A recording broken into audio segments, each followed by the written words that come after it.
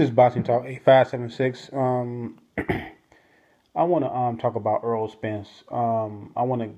This is like kind of a progress report for Earl Spence so far in his career.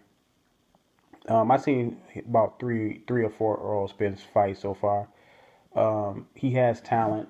He can fight. I see good things with that I see with him that I like. He throws combinations. He understands range. He has good foot movement. He had decent power.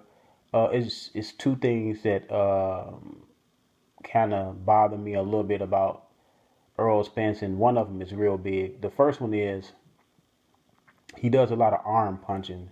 I don't see him really, twisting his hips when he punches, especially when he throws his power punch, his hooks, and he doesn't he throws a lot of arm punches. I would like to see him use his body weight a little bit more. I think he will hurt fighters, a little bit more because you can see that he has power, pop, but he kind of gets caught up in you know just winging his punches, and he's not really throwing them correctly. I don't know if it's the excitement or him still being a young fighter. It could be him still being a young fighter, but he's been an Olympian for a little while.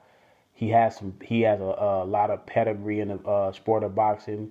So I would just like to see him just use his hips a little bit more with his punches. Because I seen a fight when he had with this one guy where he was hitting the guy with a lot of power punches. I forgot the guy's name, and the guy didn't go anywhere for a long time. I mean, the guy lasted, I think, 8 or 9 rounds, something like that. But if he would have used his body weight, I believe he would have got that guy out of there. And then the big one is Earl Spence. He doesn't move his head.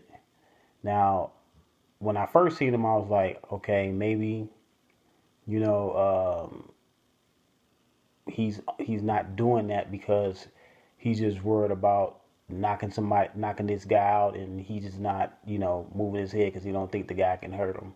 So I was like, okay. But then I seen the second fight, it was the same thing. Third fight, same thing. And then this last fight I seen, it was the same thing.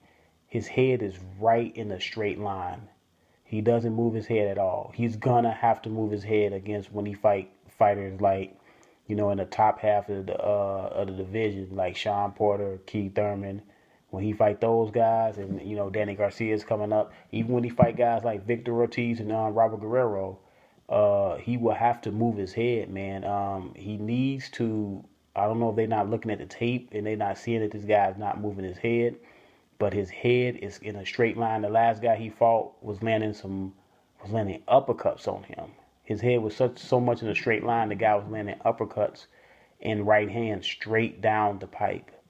And another thing, he doesn't use angles as much. For a guy that got pretty good foot movement, you would think he will use angles a little bit more. I mean, when you fight, other really good fighters on your level, you have to do these little subtle things like move your head, come in on different angles. You can't come in on a straight line against, experienced fighters, man. They will take advantage of it.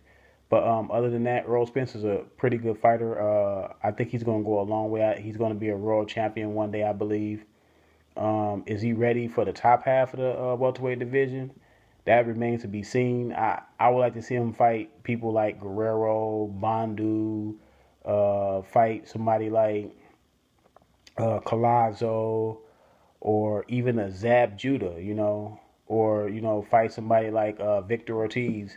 But, I mean, the jury's still out. He's still a young fighter. We got to give him a chance to grow, but he's calling out these big names. I'm not sure if he's technically ready for these big names, but we'll see. This is like, comment, subscribe. Leave me some messages about what you think about Earl Spence and his progression up to this point. This is Boxing Talk 8576. I'm out.